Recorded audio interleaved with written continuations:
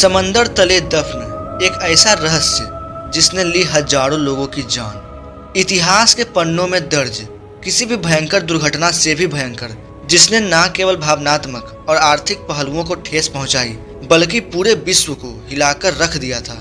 ये घटना है उस जहाज की जिसे सदी का सबसे विशाल और कभी न डूबने वाला जहाज कहा जाता था। इसका नाम था RMS टाइटैनिक। सामान्य तौर पर आप टाइटैनिक को केवल फिल्म की वजह से ही जानते होंगे, पर आज हम पर्दा उठाएंगे टाइटैनिक से जुड़े कुछ ऐसी बातों के बारे में जिनके बारे में कभी भी आपको किसी ने नहीं बताया होगा। 14 अप्रैल 1912 की वो भयावह रात, कभी न डूबने वाला जहाज कहा जाने वाला RMS टाइटैनिक अपनी पहली ही यात्रा में इस तरीके से डूब जाएगा, ऐसा किसी ने कभी सोचा भी नहीं था। आज के इस पूरे वीडियो में हम बात करेंगे RMS टाइटैनिक के हर एक पहलू पर। तो चलिए बिना देर के हुए अपने इस वीडियो को शुरू करते हैं। 10 अप्रैल सन 1912 का वो सुहाना दिन, जब हर कोई इंतजार कर रहा था दुनिया के सबसे विशाल जहाज में यात्रा करने का। साउथहैम्पटन, इंग्लैंड की वो जगह जहां हर अखबार और हर आदमी की नजरें इसी जहाज पर टिकी हुई थी। ये जहाज इतना विशाल था कि यदि इसे खड़ा कर दिया जाए तो ये किसी 80 माले की बिल्डिंग जितना ऊंचा था। टिकट्स इतने महंगे थे कि हर कोई इन्हें नहीं खरीद सकता था। इस जहाज में 3 क्लास थे, फर्स्ट क्लास, सेकेंड क्लास और थर्ड क्लास। हर मुसाफिर उत्साह से भरा हुआ था। हर कोई अपने अपनों को इस जहाज में छोड़ने आया हुआ था, लेकिन कोई नहीं जानता था कि ये सफर उन लोगों का आखिरी सफर होने वाला है। दुनिया का सबसे खूबसूरत और विशाल जहाज अपनी पहली और आखिरी यात्रा के लिए चलने को तैयार था। साउथहैम्पटन से पहले चैनल को पार करके टाइटैनिक सेबोव, फ्रांस पहुंचा। वहां से कुछ और मुसाफिरों को लेकर टाइटैनिक क्वींसटाउन, आयरलैंड पहुंच गया। यहाँ पर कुछ और लोग इस जहाज में सवार होते हैं। उसके बाद ये जहाज वहां से रवाना हो जाता है। अपनी यात्रा के पहले 3 दिनों तक सब कुछ ठीक चल रहा था। जहाज में सवार फर्स्ट, सेकेंड और थर्ड हर क्लास के लोग जहाज की सुविधाओं का मजा ले रहे थे।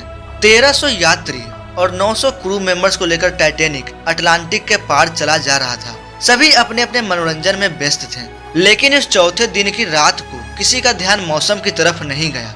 उस रात समुद्र एकदम शांत था। आसमान में चांद नहीं थी।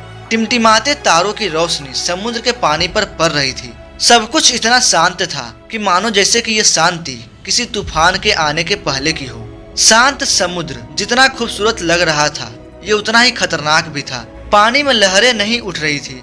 अगर ये लहरें उठ रही होती तो बर्फीली पहाड़ से टकराकर झाग बन रही होती और क्रू मेंबर्स को वहां पर चट्टान होने का पहले ही पता लग जाता। अचानक निगरानी पर तैनात फ्रेडरिक फ्लैट ने जहाज के सामने एक काला सा पहाड़ देखा। उसे बर्फ की चट्टान नजर नहीं आई। उसे तो बस इतना दिखा कि बीच के कुछ हिस्सों में तारे नहीं दिख रहे हैं। उसे खतरे का अंदेशा हुआ और उसने 3 बार घंटा बजाकर संकेत भेजा। फोन भी लगाया, मगर तब तक बहुत ही देर हो चुकी थी। कुछ ही सेकेंड बीते होंगे कि टाइटैनिक बर्फ की चट्टान से जा टकराता है।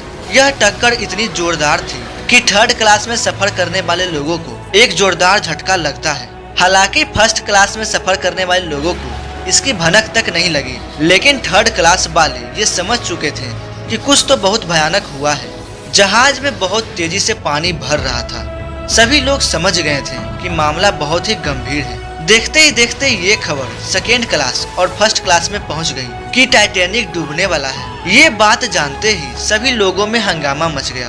बच्चे रोने लगे। हर कोई अपनी मौत को सामने आता देख रहा था, क्योंकि 2 डिग्री सेल्सियस के पानी में कोई भी इंसान 15 मिनट से ज्यादा देर तक जिंदा नहीं रह सकता था। इस जहाज को अनसिंकेबल कहा जाता था, इसलिए इसमें लाइफ बोट बहुत ही कम रखे गए थे। यहाँ तक कि जहाज के क्रू मेंबर्स को लाइफ बोट खोलने की ट्रेनिंग भी नहीं दी गई थी। ऐसे में लोगों की मौत निश्चित थी, लेकिन फर्क बस इतना था कि किसी ने इसके आने का इंतजार किया तो किसी ने मौत को आता देख समुद्र में कूदकर आत्महत्या कर ली। चारों ओर मातम का माहौल छा गया, लेकिन इस बीच कोई ऐसा भी था जो इसे रोक तो नहीं सकता था, लेकिन फिर भी उसने दूसरों की मौत को आनंददायी बनाया। वो थे म्यूजिशियंस का ग्रुप। बचे हुए लोगों के मुताबिक इनका दल अपनी आखिरी सांसें तक संगीत बजाता रहा, ताकि मरने वाले अपनी आखिरी पल को खुशी से बिता सकें। देखने वाले लोगों का कहना यह भी है कि ये जहाज टेढ़ा होते जा रहा था, मगर फिर भी ये संगीत बजा रहे थे। अफसोस की बात यह है कि अंतिम समय में भी दूसरों की खुशी के बारे में सोचने वाले इन 7 लोगों के दल में से कोई भी जिंदा नहीं बचा। 14 अप्रैल 1912 की रात 11:40 पर टाइटैनिक बर्फीली चट्टान से टकराया था, जिसके बाद 15 अप्रैल 2:20 पर यानी कि टक्कर के 2 घंटे 40 मिनट बाद कभी न डूबने वाला जहाज अपने पहले ही सफर में डूब गया और उसके साथ ही डूब गए वो रहस्य जो इसके डूबने की वजह बता सकते थे। क्योंकि जब लाइफ बोट्स पर लोगों को बचाया जा रहा था तब महिलाओं और बच्चों को पहले जाने दिया गया, जिसकी वजह से सुबह तक सेकेंड क्लास के 92% पुरुषों की मौत हो चुकी थी।